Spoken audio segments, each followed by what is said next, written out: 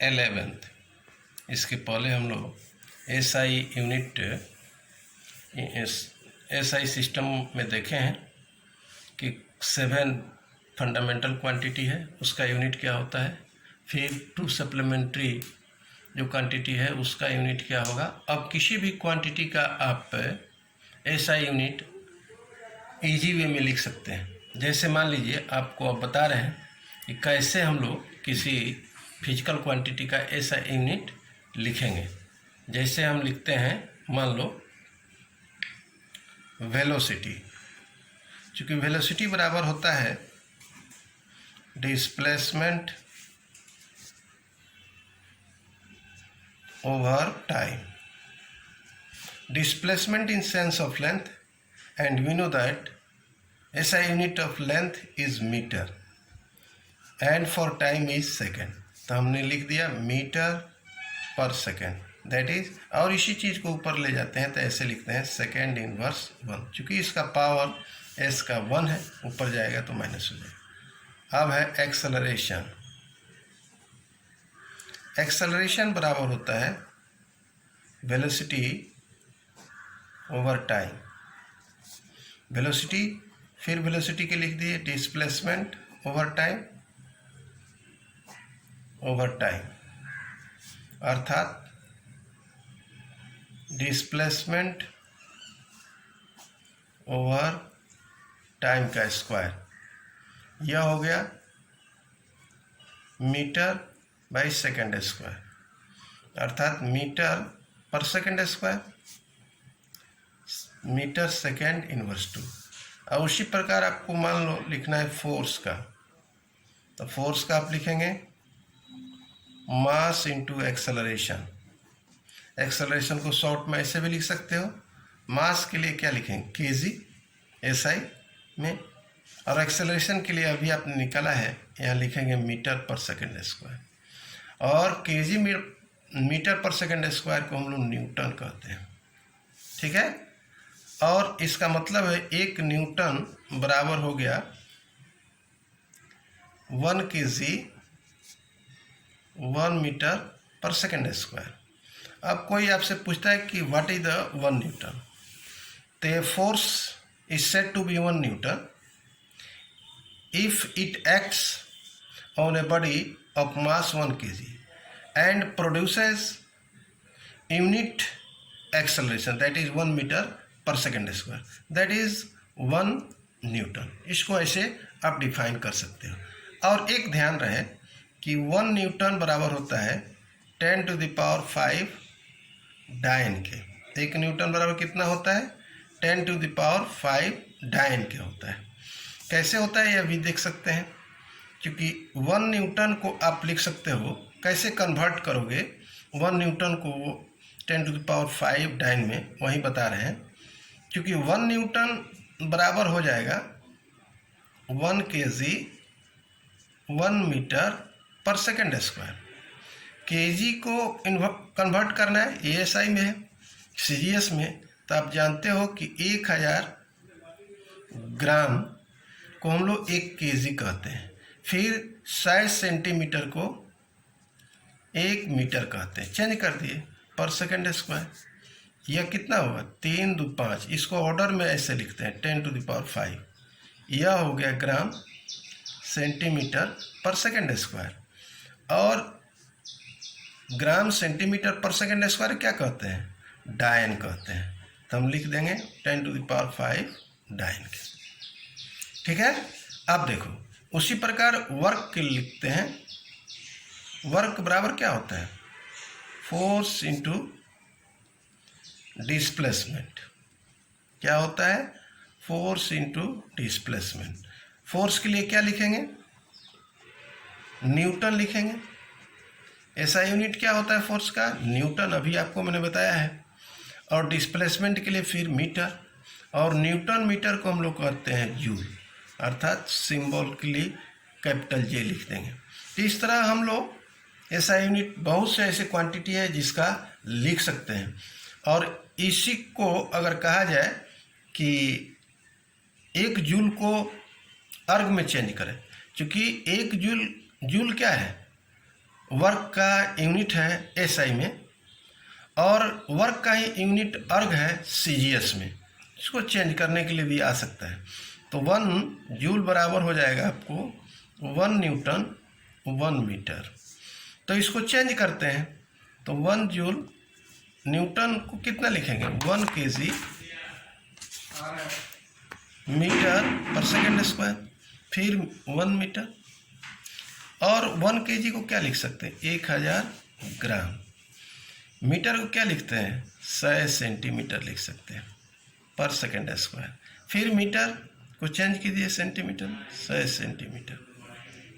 तो कितना हो गया 3 2 5 2 7, अर्थात इसका पावर हो गया 10⁻⁷। तो यह क्यों, चूँकि 7 जीरो है। अब देखो ग्राम सेंटीमीटर पर सेकेंड स्क्वायर, और इसको हम लोग कहते हैं सेंटीमीटर।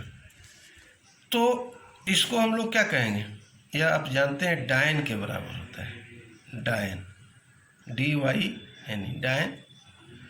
और सेंटीमीटर, डायन सेंटीमीटर को ही अर्ग कहा जाता है। डायन सेंटीमीटर क्या कहा जाता है अर्ग कहा जाता है। अर्थात 1 जूल बराबर होता है 10⁻⁷ अर्ग के। कितने के बराबर होता है 10⁻⁷ अर्ग। अब किसी भी क्वांटिटी का, बहुत से फिजिकल क्वांटिटी है जिसका आप SI यूनिट आराम से लिख सकते हो, कोई दिक्कत नहीं है, ठीक है ना। अब जैसे देखिए किसी प्रकार का एनर्जी हो उसका SI यूनिट जो होगा वह जूल होगा। ये सबसे बड़ी एडवांटेज है आपको SI सिस्टम से, ठीक है ना। अब एक और बताते हैं तुमको, जैसे पावर का तुम लिखते हो, इसका मतलब हुआ कि वर्क एनर्जी, ठीक है, और जैसे quantity of heat all have the same SI unit that is joule. अब पावर का जैसे लिखते हैं तो पावर बराबर क्या होता है, पावर बराबर होता है आपको वर्क ओवर टाइम, और वर्क का हो गया जूल। जूल पर सेकेंड को वाट कहते हैं। क्या कहते हैं वाट कहते हैं। तो इस तरह हम लोग किसी भी क्वांटिटी का ऐसा यूनिट लिख सकते हैं, ठीक है ना। जैसे जैसे चैप्टर आएगा आपको क्वांटिटी आएगा, आप आराम से आप SI यूनिट लिख सकते हैं, ठीक है। अब आगे बढ़ते हैं। एक चीज़ और है कि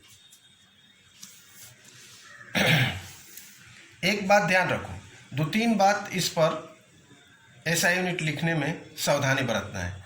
small letters are used for symbol of units, ध्यान रहे। Symbols are not followed by a full stop, यह भी ध्यान रहे। तो initial letter of symbol is capital only when the unit is named after a scientist. तो ऐसे कुछ बात पर ध्यान रखना चाहिए। Symbol do not take plural form, कभी भी नहीं लिखे। जैसे हमने बताया भी था कि KGS नहीं लिखेंगे, KGS नहीं लिखेंगे, 5 kg हो तो 5 kg ही लिखेंगे। और देखो इसका कुछ एडवांटेज भी है। Advantage of SI over other system of unit. 2-3 advantage हम बताते हैं। जैसे पहला है SI is coherent system of units. इसका मतलब हुआ कि all derived units can be obtain by simple multiplication और division of fundamental units without introducing any numerical factor. दूसरा है SI is a rational system of unit, rational system of units. ठीक है, तो यह देखो ऐसा यूनिट क्या होता है, uses only one unit for a given physical quantity. Example, all form, अभी आपको बताया है कि all form of energy are measured in joule. तो इस तरह यह रेशनलाइज सिस्टम ऑफ यूनिट्स होता है। थर्ड है SI is a metric system. ऐसे क्या है, मैट्रिक सिस्टम है। तो इसका मतलब है कि the multiples and sub multiples of SI units can be expressed as power of 10 के पावर में किया जाता है। फोर्थ में एक और लिख देते हैं, SI is an absolute system of units. SI क्या है, एब्सोल्यूट सिस्टम ऑफ यूनिट है। ये कैसे, तो it does not use gravitational units, the use of small g is not required, यह ध्यान रहे। इस तरह इसके 4 पॉइंट दे दिए हैं, इसके एडवांटेजेज हैं, इसको याद कर लेना है। ठीक है ना। अब इसी पर एक जो NCERT का सवाल है उसको हम बता रहे हैं आपको। जैसे मान लो, जैसे क्वेश्चन में दे दिया,